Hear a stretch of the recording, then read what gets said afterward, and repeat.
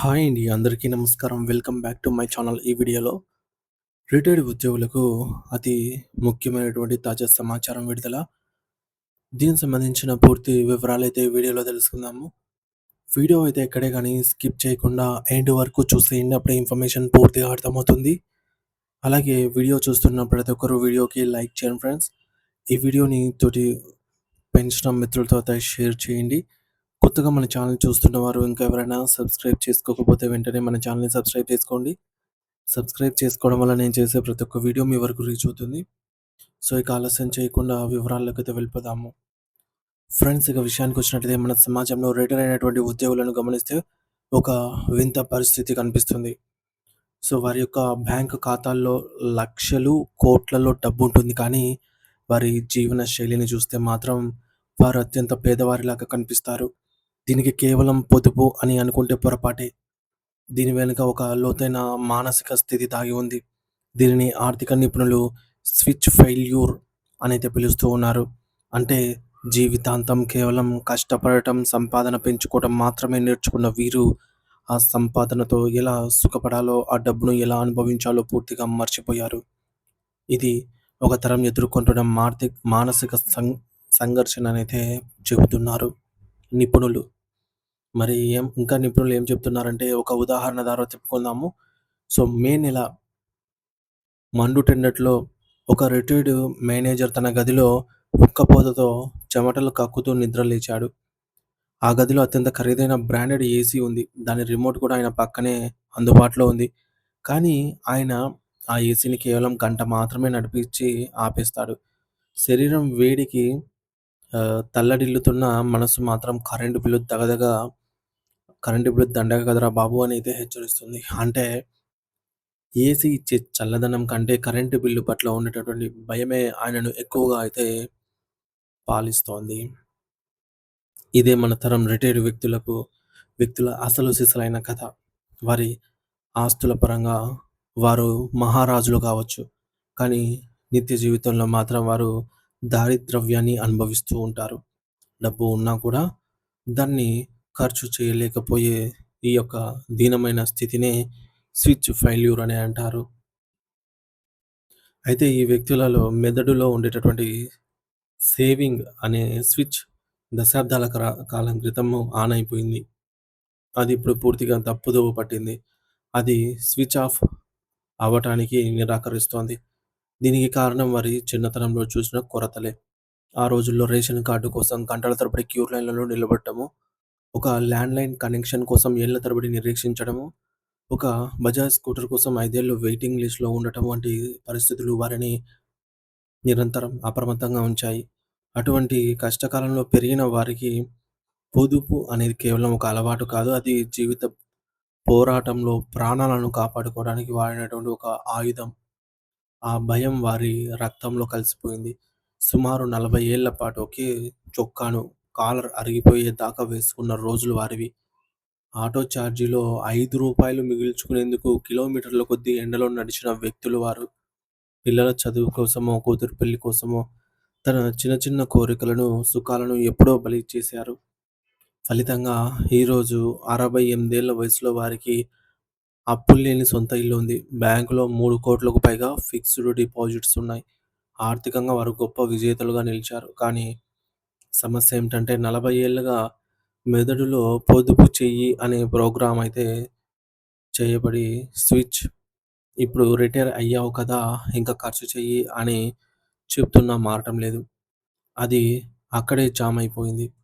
ఈ యొక్క switch failure లక్షణాలు మన చుట్టూ ఉన్నటువంటి పెద్దవాళ్ళలో స్పష్టంగా కనిపిస్తాయి. మొదటిది ఎఫ్‌డి వడ్డీ వచ్చు. బ్యాంకుల్లో కోట్లున్నా కేవలం నెలకు వచ్చే వడ్డీతోనే ఇల్లు గడవాలనేది వారు పట్టుబడతారు.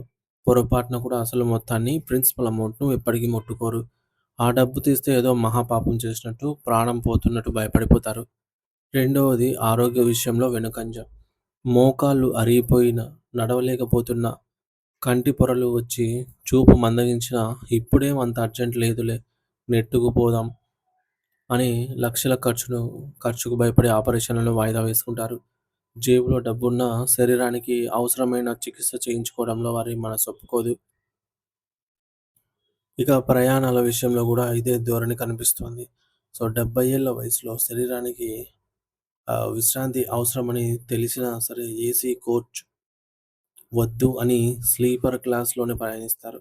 సో, కిటికీ గుండా వచ్చే దుమ్మును భరిస్తూ, రైలు కుదుపులకు ఇబ్బంది పడుతూ ప్రయాణం చేస్తారు తప్ప డబ్బులు ఖర్చు చేసి సుఖవంతంగా అయితే వెళ్లరు. దీనికి తోడు వారసత్వ భారం అనే భావన ఒకటి ఉంటుంది. సో, ఈ డబ్బు నా కోసం కాదు, రేపు నా పిల్లలకు ఇవ్వాలి అని వారు భావిస్తారు.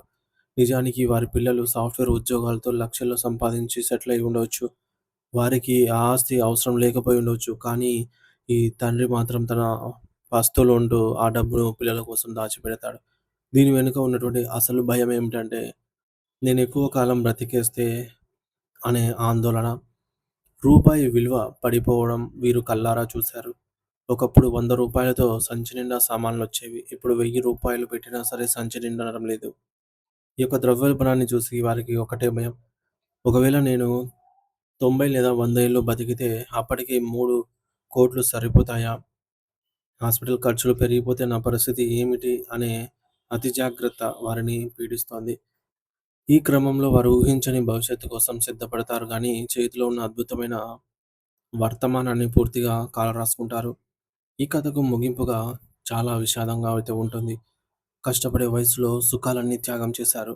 తీరా అనుభవించే వయసొచ్చేసరికి చేతిలో డబ్బుంది కానీ అనుభవించేందుకు మనసు లేదు.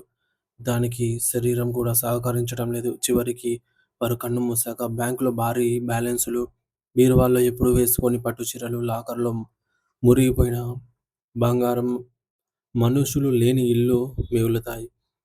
పిల్లలు తమకు అవసరం లేకపోయినా ఆ ఆస్తిని కేవలం ఒక సంఖ్యలా పంచుకుంటారు. కానీ ఆ తల్లిదండ్రులు మాత్రం జీవితాంతం ఒక పేదవాడిలా బ్రతికి, ఏ ఆనందాన్ని రుచి చూడకుండానే ఈ లోకాన్ని విడిచిపెట్టి వెళ్ళిపోతారు. సో, ఈ మేరకు పెద్దలారా ఇకనైనా ఆ స్విచ్‌ని మార్చండి. సో, మీ యొక్క సంపాదనలో కొంత భాగాన్ని కేవలం మీ యొక్క ఆనందాలకు, మీ యొక్క అవసరాలకు కేటాయించుకోండి. దానిని ఒక లగ్జరీ బడ్జెట్ అనుకోండి. సో, ఆ డబ్బును టూర్‌లకు వెళ్ళడానికో, మంచి ఆహారం తినడానికో, లేదా మీకు నచ్చిన బట్టలు కొనుక్కోవడానికో ఖర్చు చేయండి. ఒకవేళ ఆ నెలలో డబ్బు ఖర్చు చేయలేకపోతే మీకు మీరే పెనాల్టీ గూడా వేసుకోండి అంటున్నారు నిపుణులు. సో, పిల్లల గురించినటువంటి అనవసరమైన భ్రమలను మీరు వీడండి. సో, వారు తమ కాళ్ళ మీద తాము నిలబడ్డారు. సో, వారికి మీ ఆస్తి కంటే మీ ఆరోగ్యంగా, సంతోషంగా ఉండటమే పెద్ద బహుమతి. సో, మీ శరీరం కోసం ఖర్చు పెట్టడానికి అసలు వెనకాడకండి. మంచి బెడ్, మంచి ఏసీ, నాణ్యమైన వైద్యం ఇవి విలాసాలేమి కావు. బేసిక్ నీడ్సే. ఇవి ప్రాథమిక హక్కులు. గుర్తుంచుకోండి. డబ్బులనేది నిల్వ ఉంచాల్సిన వస్తువు కాదు. అది ఒక శక్తి. ఆ శక్తిని ఆనందంగా, మధురమైన అనుభవాలుగా ఉంటేనే దాని విలువ అయితే ఉంటుంది. లేకపోతే అది కేవలం కాగితపు ముక్కతో సమానము. సో, మీరు 40 ఏళ్ల పాటు రక్తాన్ని చెమటగా మార్చి కష్టపడినది ఐసీయూ బెడ్‌పై ఉన్నప్పుడు హాస్పిటల్‌లోనే అత్యంత ధనవంతులైన రోగి అనిపించుకోవడానికి కాదు. అందరూ బాగుండాలి. అందులో మనం కూడా సుఖంగా ఉండాలి అనే సూత్రాన్ని పాటించండి. ఇకనైనా ఆ స్విచ్‌ని మార్చండి. మీకు నచ్చిన ఊరికి ఫ్లైట్ టికెట్ కొనండి. ఇంట్లో ఏసీ ఆన్ చేయండి. మనసారా నవ్వండి. ఎందుకంటే ఈ సుఖానికి మీరు 100కు 100% అర్హులనైతే నిపుణులు సూచిస్తున్నారు ఫ్రెండ్స్. సో, దీన్ని బట్టి ఆలోచించండి. సో, ఇవి నిపుణులు చెప్తున్న మాటలనమాట. సో, మీకేం చేయాలనేది మీకు ఆలోచన అయితే చేసుకోండి. అలాగే మీ అభిప్రాయాలు ఏమైనా ఉన్నట్టయితే కామెంట్ ద్వారా మాతో పంచుకోండి friends. Thank you for watching this video.